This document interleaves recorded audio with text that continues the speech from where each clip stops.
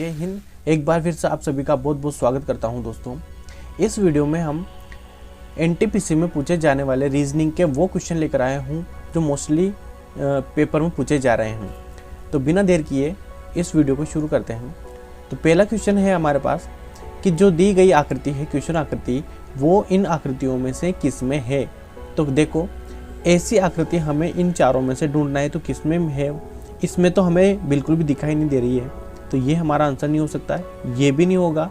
यहाँ देखो ध्यान से, तो यहाँ ये इसका एक चोंच यहाँ पर दिखाई दे रही है, लेकिन ये पिछला हिस्सा यहाँ दिखाई नहीं दे रहा है, इसका मतलब ये भी आंसर नहीं हो सकता है, यही हमारा आंसर होगा। अब इसमें हमें किस जगह पर वो दिखाई दे रही है, तो ध्यान से देखना दोस्तों।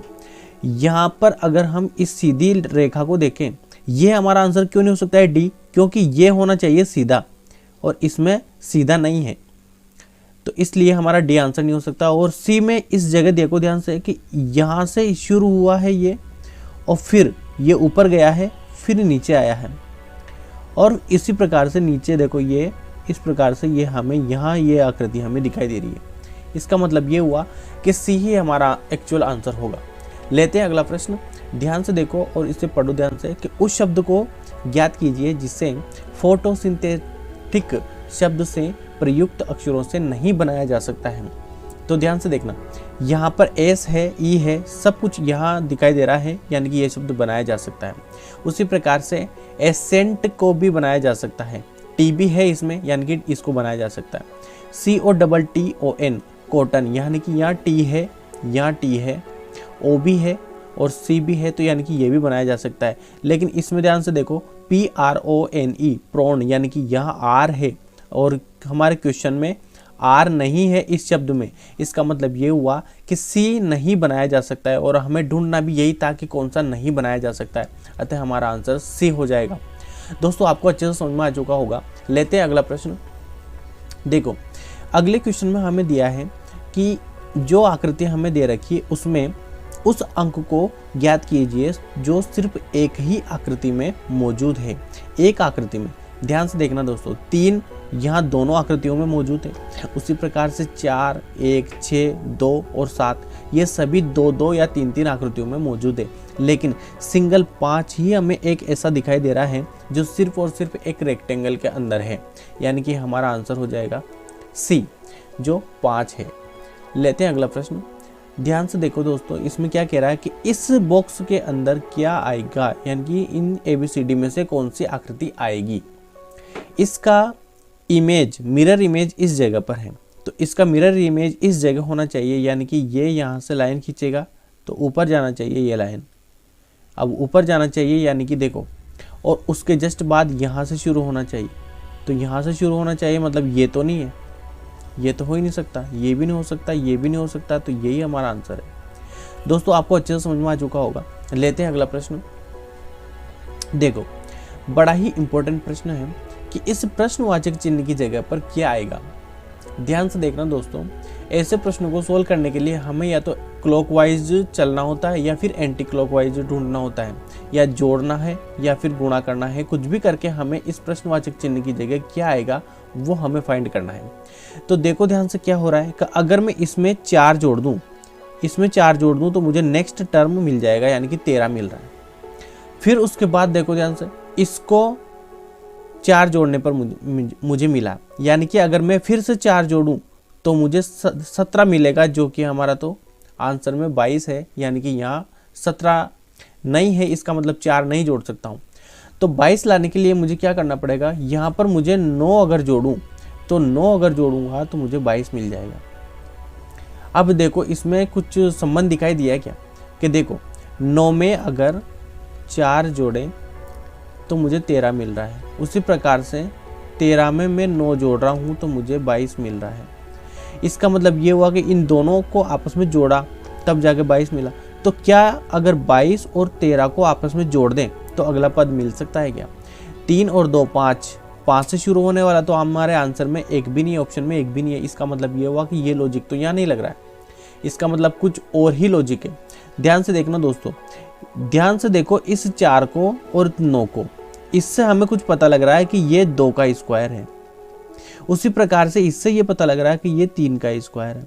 मतलब ये 2 के बाद 3 आया, तो हो सकता है कि ये 2 के बाद 3, तो 3 के बाद 4 का स्क्वायर हमें अगले पद में जोड़ना है। अगर मैं 22 में 16 जोड़ूंगा तो 8 और ये 3, यानी कि 38 मुझे यहाँ दिखाई दे रहा है ऑप्शन में, यानी कि यही हमारा आंसर होगा। आपको अच्छे से समझ में आ चुका हो दोस्तों मैंने क्या किया है, यानी कि हमें 2 का स्क्वायर, 3 का स्क्वायर और 4 के स्क्वायर को इसमें जोड़ना था, तब जाके इसमें हमारा आंसर होगा 38। ये इसका आंसर होगा। चलिए दोस्तों लेते हैं अगला प्रश्न। देखो यहाँ पर हमें क्या करना है कि ऊपर की संख्याओं से नीचे वाली बना रखी है, या कुछ ऐसा सिस्टम है, इसमें पैटर्न है, उस पैटर्न को हमें पकड़ना है।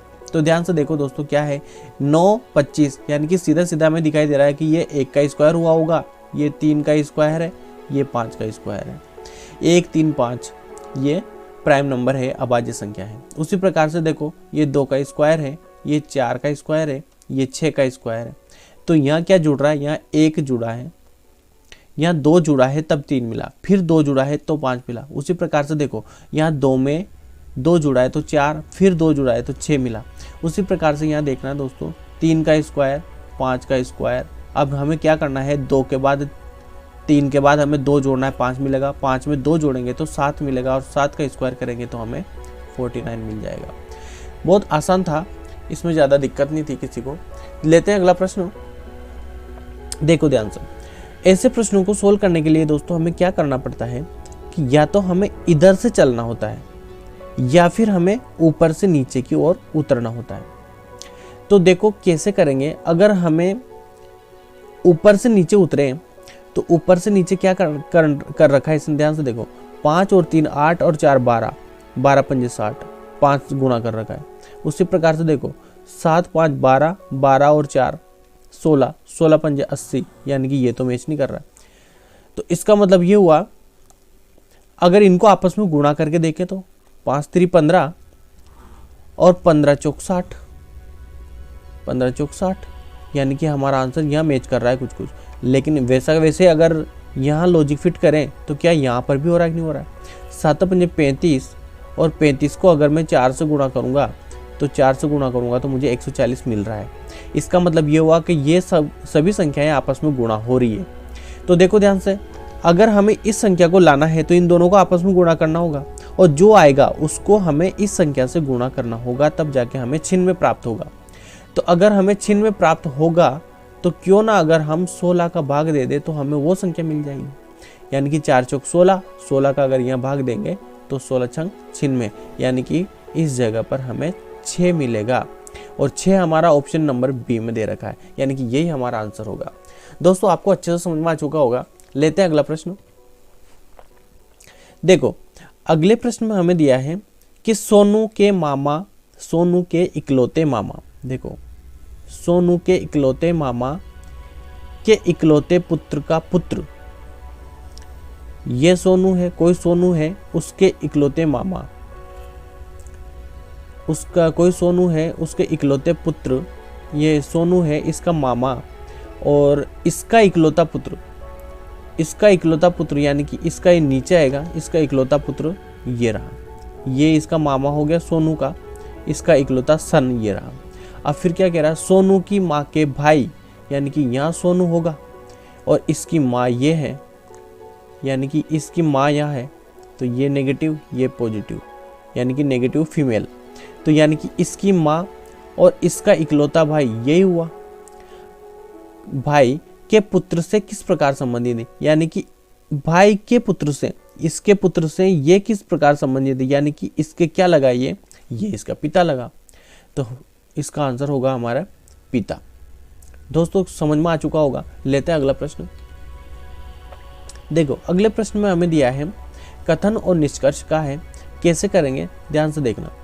क्या कह रहा है कि मंत्रीगण अपनी कार में जन समारोह में आए, मंत्रीगण तो जन समारोह में आए हैं, तो इसका निष्कर्ष देखो क्या कह रहा है। पहला है सभी मंत्री धनी होते हैं, ऐसा नहीं, हमें कथन में ऐसा बिल्कुल नहीं कहा गया है कि मंत्री धनी है।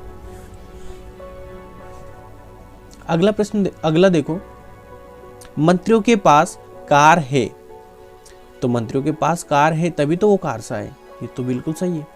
उसी प्रकार से अगला देखो, मंत्री जन समारोह में आए, तो ये भी बात कही गई है कथन में, यानी कि ये भी सही है। लेकिन मंत्री धनी हैं, ये बिल्कुल कथन में नहीं कहा गया, यानी कि ये हमारा गलत होगा। तो इसका मतलब ये हुआ कि ऑप्शन नंबर 2 और 3 जो हमें दिखाई दे रहा है ए में, यानी कि ए हमारा आंसर होगा। दोस्तों आपको अच्छे से क्लियर हो गया होगा। मिलते हैं अगले वीडियो में, तब तक के लिए बहुत बहुत धन्यवाद।